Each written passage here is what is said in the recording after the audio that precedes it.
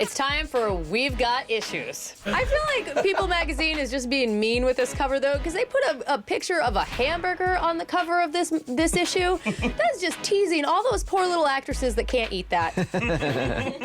Now, In Touch magazine is saying that Kim was totally ditched by Kanye West, that she can't do it, all about her lonely new mom struggles with everything from exhaustion to breastfeeding and an absent boyfriend. They're already doing this? Yeah. The baby was just born a couple days ago. Right. It's been hours. Yeah. But at the same time, I would kind of believe it. Like, I feel like Kim got talked into this whole baby thing for a publicity stunt, and then it comes out and she's like, wow, I have to feed it and take care of it. This is hard. Mom told me that I have to breastfeed it, but that might make them saggy, so I'm having an assistant do it. This is really tough. Shouldn't In Touch be reporting on how it's the baby's worst week of its life?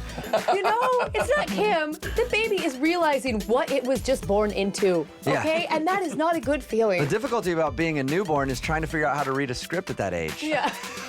And having a producer yell at you.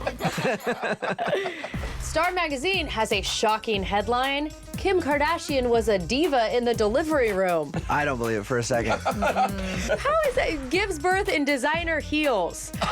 Just getting such a funny visual. And then also, OK Magazine is saying Justin's shocking mistake, wedding disaster, and that Jennifer Aniston has to cancel her dream ceremony. What happened? Well, apparently her hair got messed up. I mean, look at that picture. She canceled her dream ceremony long ago when she realized Brad Pitt was not showing up to take him for the groom. That's what she was hoping for, that they were going to get down the aisle and Brad Pitt was going to bust through the door at that moment when they ask if anybody has any opposition to the marriage. And she realized that was not happening. That makes me sad because I feel like it's true.